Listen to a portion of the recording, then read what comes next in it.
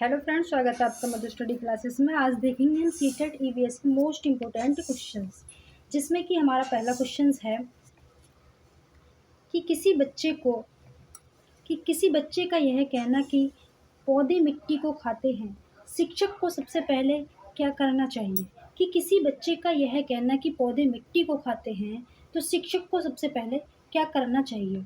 उसे गलत बताना चाहिए या सही उत्तर बता देना चाहिए, या उसके विचार को जानने के लिए प्रश्न पूछना चाहिए, या उसे पाठ्य पुस्तक पढ़ाने को कहना चाहिए। तो बताइए इसमें आपका आंसर क्या होगा। कि यदि किसी बच्चे का यह कहना कि पौधे मिट्टी को खाते हैं, तो शिक्षक को सबसे पहले क्या करना चाहिए। बताइए अपना आंसर इसमें। तो शिक्षक को सबसे पहले उसके विचार को जानने के लिए प्रश्न पूछना चाहिए। शिक्षक को सबसे पहले उसके विचार को जानने के लिए प्रश्न पूछने चाहिए। ठीक है। अगला क्वेश्चन है हमारा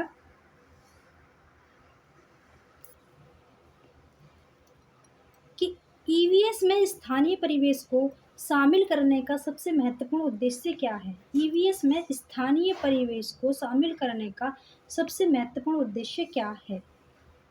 पाठ्यक्रम छोटा करना है, या बच्चों के अनुभवों को सीखने से जोड़ना है, या केवल मनोरंजन करना है, या परीक्षा की तैयारी करना है।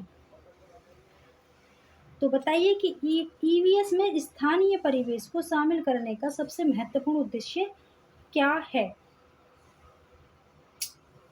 तो इसमें आंसर नंबर बी होगा कि बच्चों के अनुभवों को सीखने से जोड़ना। बच्चों के अनुभवों को सीखने से जोड़ना ईवीएस में स्थानीय परिवेश को शामिल करने का सबसे महत्वपूर्ण उद्देश्य है, कि बच्चों के अनुभवों को सीखने से जोड़ना। ठीक है। इसी तरह से हमारा अगला क्वेश्चन है कि यदि बच्चे अलग अलग पत्तियों को आकार, बनावट और किनारों के आधार पर वर्गीकृत करते हैं, तो मुख्यतः कौन सी प्रक्रिया विकसित होती है। बताइए कि यदि बच्चे अलग अलग पत्तियों को आकार, बनावट और किनारों के आधार पर वर्गीकृत करते हैं, तो मुख्यतः कौन सी प्रक्रिया विकसित होती है। क्या रटने की क्षमता विकसित होती है, या अवलोकन एवं वर्गीकरण होता है, या अनुकरण होता है, ये लेखन कौशल होता है।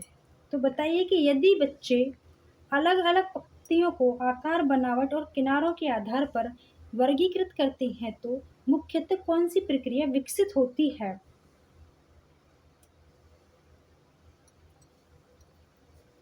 तो इसमें है आंसर है बी के अवलोकन एवं वर्गीकरण की प्रक्रिया विकसित होती है। अवलोकन एवं वर्गीकरण की प्रक्रिया विकसित होती है। ठीक है। अगला क्वेश्चन है हमारा कि ईवीएस में बच्चों के ज्ञान के निर्माता है का अर्थ है। कि ईवीएस में बच्चे ज्ञान के निर्माता हैं, इसका अर्थ क्या है। ईवीएस में बच्चे ज्ञान के निर्माता हैं, शिक्षक की आवश्यकता नहीं है, या बच्चे अपने अनुभवों के आधार पर अर्थ निर्मित करते हैं, या बच्चे केवल किताबों से सीखते हैं, या सभी बच्चों को एक जैसा ज्ञान होता है। तो अपना आंसर बताइए कि ईवीएस में बच्चे ज्ञान के निर्माता हैं का अर्थ क्या है। तो इसमें आंसर नंबर बी है कि बच्चे अपने अनुभवों के आधार पर अर्थ निर्मित करते हैं। बच्चे अपने अनुभवों के आधार पर अर्थ निर्मित करते हैं। ठीक है। अगला क्वेश्चन है कि जल संरक्षण पढ़ाने का सबसे प्रभावी तरीका कौन सा है होगा। जल पर संरक्षण पढ़ाने का सबसे प्रभावी तरीका कौन सा होगा। परिभाषा लिखवाना होगा क्या, या केवल चित्र दिखाना हो गया, या विद्यालय में जल उपयोग का सर्वे कराना होगा, या कविता याद करवाना होगा। तो बताइए कि जल संरक्षण पढ़ाने का सबसे प्रभावी तरीका कौन सा होगा। अपना आंसर बताइए कमेंट बॉक्स में। वीडियो पसंद आ रही हो तो चैनल को लाइक शेयर सब्सक्राइब कर लें। तो इसमें हमारा आंसर होगा आंसर नंबर सी कि जल संरक्षण पढ़ाने का सबसे प्रभावी तरीका है कि विद्यालय में जल उपयोग का सर्वे कराना। विद्यालय में जल उपयोग का सर्वे कराना। ठीक है, अगला क्वेश्चन है हमारा क्वेश्चन नंबर 6 कि निम्न में से कौन सा ईवीएस में रचनात्मक मूल्यांकन का उदाहरण है। इनमें से कौन सा ईवीएस में रचनात्मक मूल्यांकन का उदाहरण है। बताइए कौन सा रचनात्मक मूल्यांकन का उदाहरण है। केवल वार्षिक परीक्षा है, या केवल एमसीक्यू टेस्ट है, या बच्चे की परियोजना और अवलोकन रिकॉर्ड है, या केवल मौखिक परीक्षा है। तो बताइए कि कौन सा ईवीएस में रचनात्मक मूल्यांकन का उदाहरण है। बताइए अपना आंसर। तो इसमें आंसर होगा आंसर नंबर सी कि बच्चे की परियोजना और अवलोकन रिकॉर्ड। ईवीएस में रचनात्मक मूल्यांकन का उदाहरण है कि बच्चे की परियोजना और अवलोकन रिकॉर्ड। ठीक है, अगला क्वेश्चन है क्वेश्चन नंबर 7 कि बच्चे को यह समझाना कि सभी की भोजन संबंधी आदतें एक जैसी होनी चाहिए ईवीएस की किस भावना के विरुद्ध है। कि बच्चे को यह समझाना कि सभी की भोजन संबंधी आदतें एक जैसी होनी चाहिए ईवीएस की किस भावना के विरुद्ध है। विविधता के विरुद्ध है, या अवलोकन के विरुद्ध है, या वर्गीकरण के विरुद्ध है, या मापन के विरुद्ध है। तो बताइए कि बच्चे को यह समझाना कि सभी की भोजन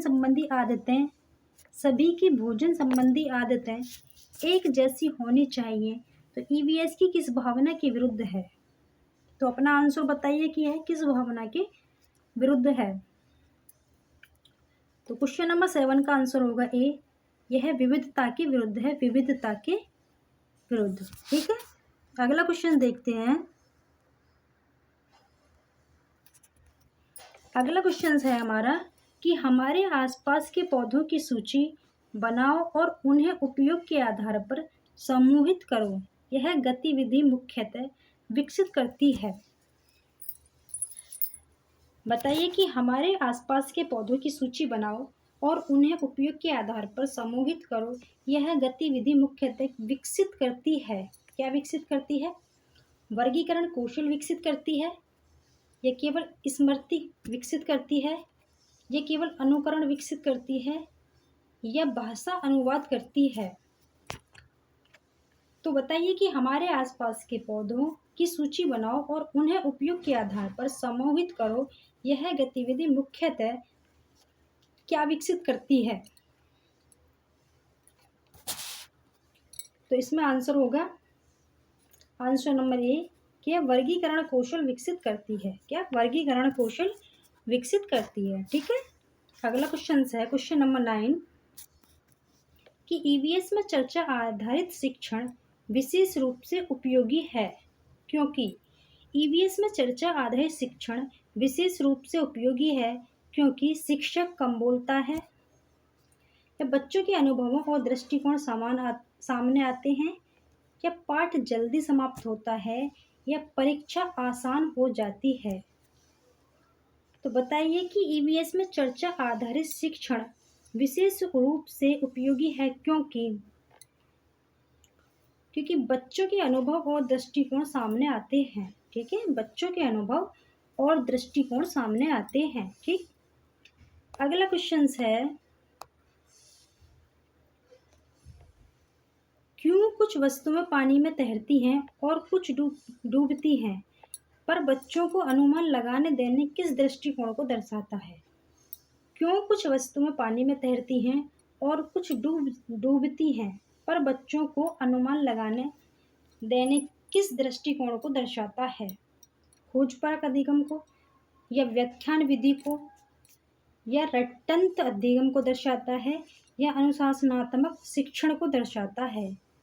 तो बताइए कि कुछ वस्तुएं पानी में डूब जाती हैं और कुछ तैरती रहती हैं, पर बच्चों को अनुमान लगाने देने किस दृष्टिकोण को दर्शाता है।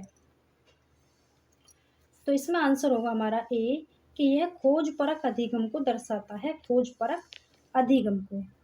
ठीक है, अगला क्वेश्चन देखते हैं।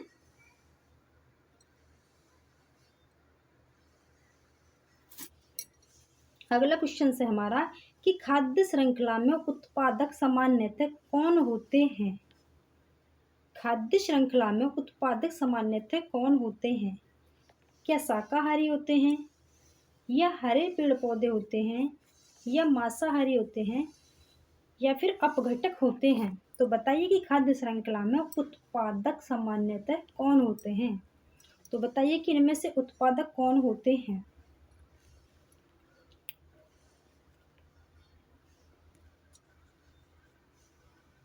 तो इसमें है कि हरे पेड़ पौधे उत्पादक होते हैं, हरे पेड़ पौधे। ठीक है, अगला क्वेश्चन है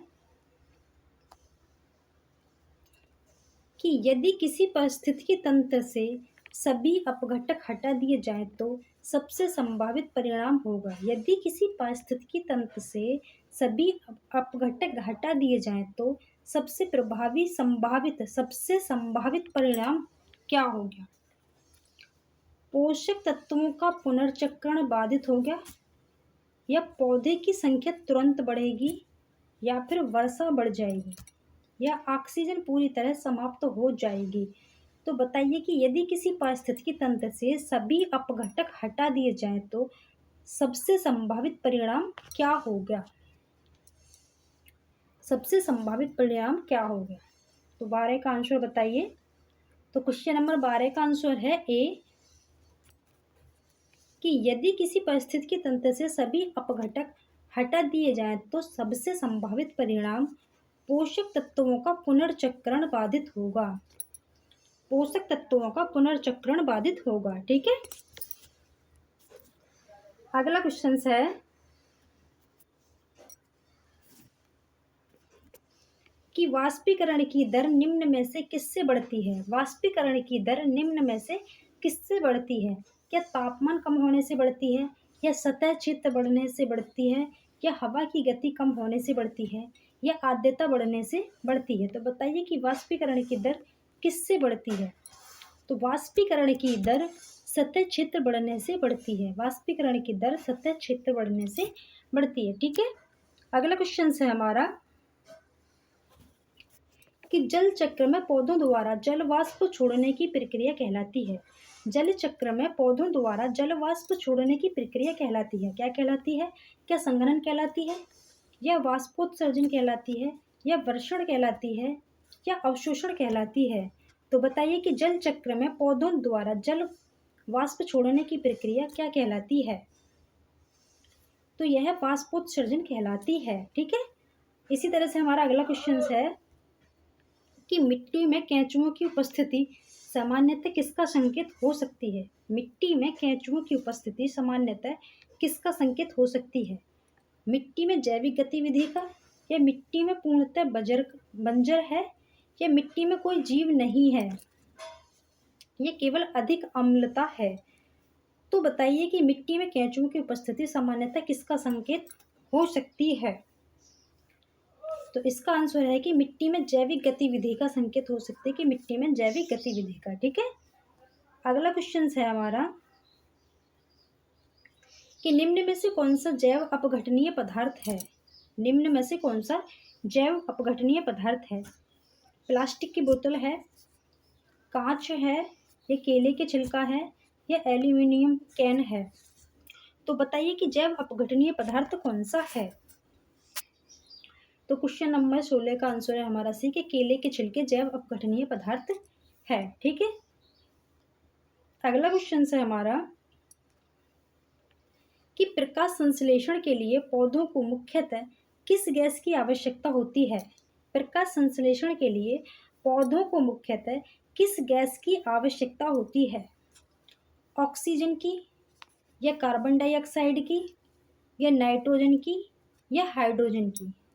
तो बताइए कि प्रकाश संश्लेषण के लिए पौधे को मुख्यतः किस गैस की आवश्यकता होती है? तो इसका आंसर होगा बी, कार्बन डाइऑक्साइड की आवश्यकता होती है। ठीक, इसी तरह से अगला क्वेश्चन है हमारा कि पौधे में जड़ का प्रमुख कार्य क्या है? पौधे में जड़ का प्रमुख कार्य क्या है? केवल भोजन बनाना है, या जल एवं खनिजों का अवशोषण तथा पौधे को सहारा देना है, या केवल फूल बनाना है, या केवल बीज बनाना है? तो बताइए कि पौधे में जड़ का प्रमुख कार्य क्या है? तो पौधे में जड़ का प्रमुख कार्य है कि जल एवं खनिजों का अवशोषण तथा पौधे को सहारा देना। जल एवं खनिजों का अवशोषण तथा पौधों को सहारा देना जड़ का प्रमुख कार्य है। ठीक है, अगला क्वेश्चन है हमारा कि कैक्टस की पत्तियां कांटों में परिवर्तित होने का प्रमुख लाभ है। कैक्टस की पत्तियां कांटों में परिवर्तित होने का प्रमुख लाभ है जल की हानि कम करना, या प्रकाश संश्लेषण रोकना, या फिर जड़ों को छोटा करना, या पौधों को अधिक भारी बनाना। तो बताइए कि कैक्टस की पत्तियां कांटों में परिवर्तित होने का क्या लाभ है? तो इसमें आंसर नंबर ए होगा कि जल की हानि कम करना, जल की हानि कम करना। ठीक है, अगला क्वेश्चन है हमारा कि निम्न में से कौन सा अनुकूलन है? निम्न में से कौन सा अनुकूलन है? ध्रुवीय बालू की मोटी फर, या पत्थर का कठोर होना, या लोहे का जंग लगना, या पानी का जमना। तो बताइए कि कौन सा अनुकूलन है? कौन सा अनुकूलन है? तो इसमें ये ध्रुवीय बालू की मोटी फर अनुकूलन है, ध्रुवीय बालू की मोटी फर। ठीक है, अगर वीडियो पसंद आई हो तो चैनल को लाइक शेयर सब्सक्राइब करें और कमेंट बॉक्स में अपने स्कोर बताएं कि आपको वीडियो कैसी लगी है। थैंक्स।